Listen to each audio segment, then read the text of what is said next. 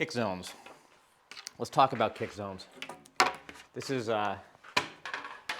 pretty practical, but it's definitely going to cross over into nerd files.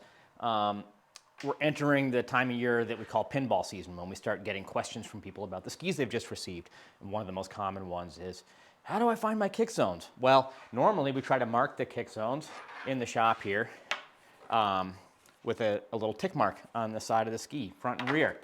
Not the most elaborate marking system, and you just saw how I did it. I squeezed the ski a little bit and I put a tick mark on it. Looks like a bunch of bullhooey, right? It's not, actually. I think a lot of people want to make kick zone marking super complicated, and what we often find ourselves telling people is that kick zones are more or less built into the camber and the material of the ski. Let's talk about what that means. I'm going to reset this. We need to go to the classroom here. I need to build the classroom.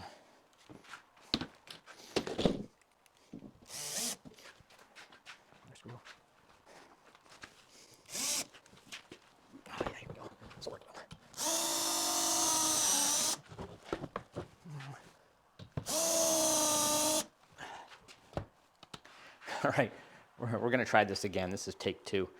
We got to talk about camber. Everyone knows what camber is, right? It's the arch of the ski. Let's assume for just a moment that the camber is just one big arch, one radius. We're going to draw it.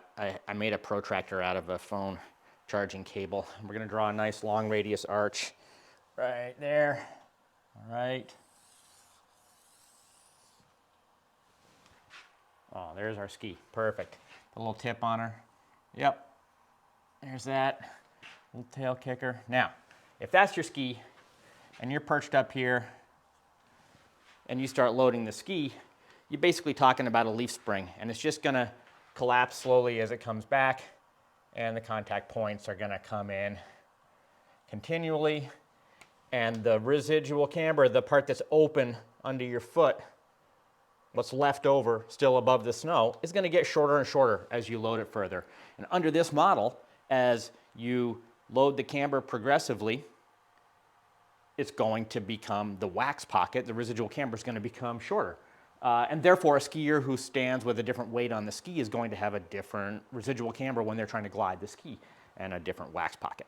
But that's based on the concept of single camber. That's pretty old school. It's been a long time since the Nordic industry introduced double camber. What does double camber mean? Well, what that means is that there's a secondary radius in the camber of the ski in the bridge. So this is going to be a shorter radius by a bit. Let's see if I can get it right here. And we're going to position it there. It's a little above the surface. Whoop. Now we have a second camber built into the ski. When we talk about double camber skis, that's what we're talking about. And now we got to imagine progressively loading this ski. You're loading here again, and the ski closes down. Those marks move in. Bump, bump, bump, bump, bump, bump. But then we get to these points where we've moved in, and we've basically hit that transition in the camber, and the ski stops moving in so quickly, and what happens is this secondary camber starts to close around essentially what amounts to a pivot point in the ski. That's double camber. Now, often this secondary camber is also reinforced with additional reinforcing laminates to provide a little additional stiffness in here, which helps transmit force to the ends of the pocket. This is classic ski construction 101. Now, obviously, there's tons of variation here in the shape of these cambers. They're not actually just single radius curves. Sometimes they flatten out. Sometimes they reverse out here because you want tip splay or tail splay. Whoop, tail splay. Whoop. There you go. The high point of this second camber might be manipulated. The whole pocket might be pushed forward or something like that. You might flatten it out. You might put more curve in it.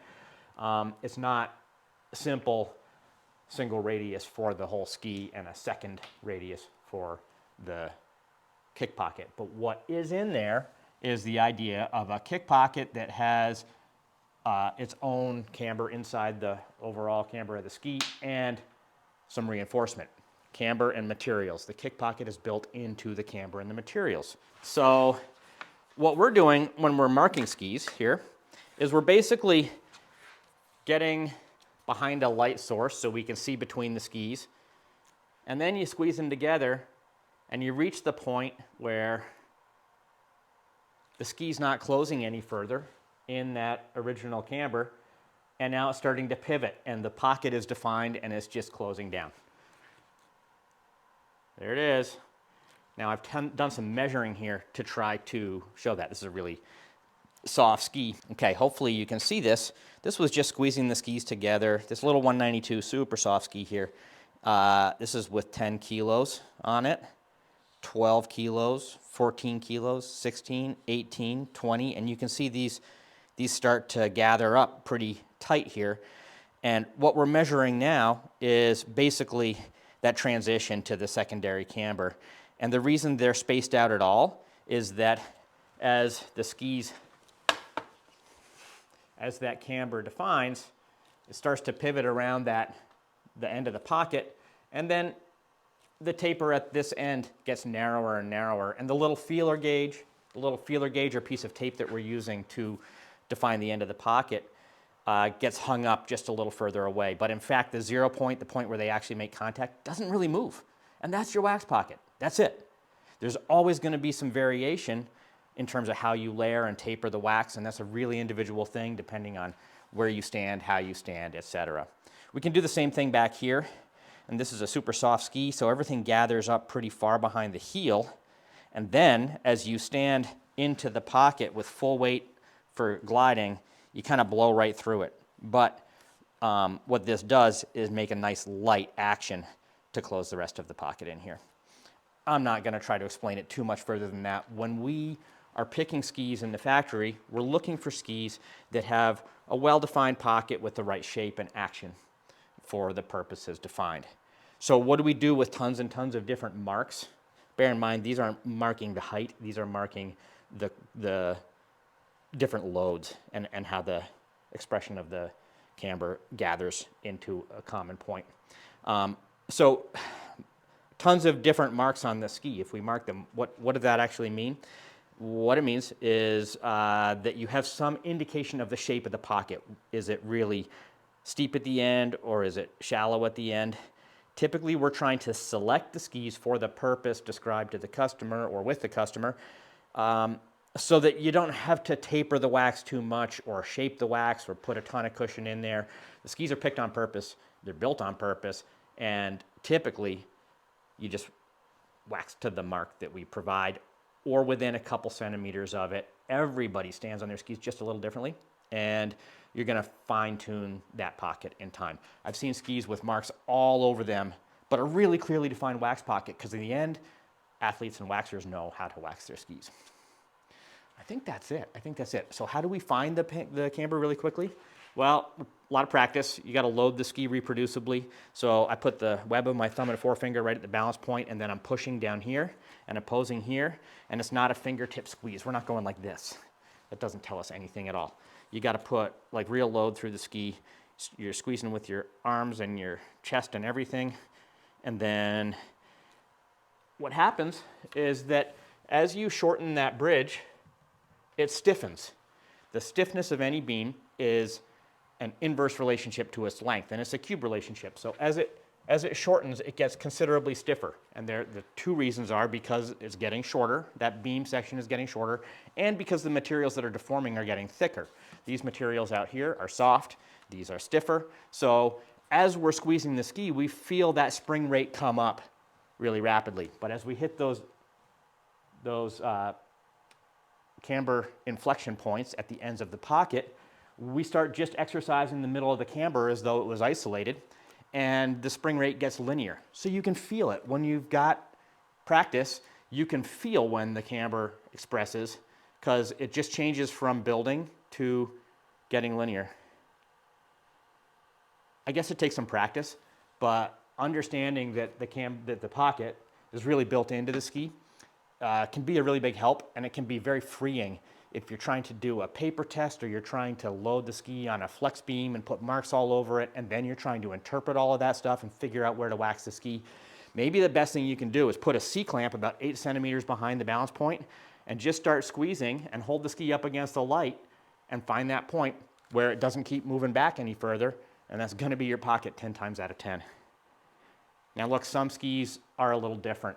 The more subtle that inflection point becomes, the more adjustable the pocket's going to be and the more it's going to need to be adjusted. The more tapered the pocket is at the ends of the zone, the more you're going to need to differentiate between thicker wax jobs and thinner wax jobs and taper that wax job down. And if you're using Clister on the same pair of skis as hard wax, if it's a really tapered ski, you might have a Clister zone in here that is considerably shorter.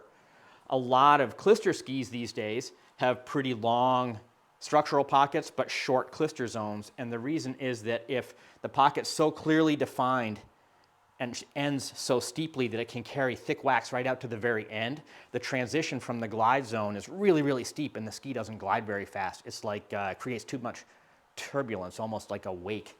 And so to taper that out, you need to extend the structural pocket further forward with a long taper, and then the Clister is only going to be used in the part of the ski that carries high enough to give you free kick. And that does give a lot more adjustability and interpretation of the zone. So if we're marking Clister skis, we're taking that into consideration, and that's where we need to have a little more sensitivity to the skier weight, but that's also got to be a little more adjustable based on, you know, how aggressive the skier is, how far forward they get double poling in that half-weight position, where do they stand on the ski to glide? Is it like really way back on the heel, or is it kind of standing more midfoot? These things are variations in the inputs that no one can really control, and they're definitely not going to get picked up by a paper test. They only happen in dynamic motion on the snow. So you really, in the end, you need to understand the structure of the ski and then go ski on it and use your experience to refine the kick zone. Don't just sand the crap out of everything right out of the box after you do your paper test and end up destroying your glide zones. Most marking systems tend to get you there eventually, but I have found that the fastest thing to do is to locate those inflection points. You can sometimes do it right by hand and eye. You can see it. Boom. Where did I come to? Got it. Right there. You can see it. So just practice. Take a look. Look at your skis. You'll find it.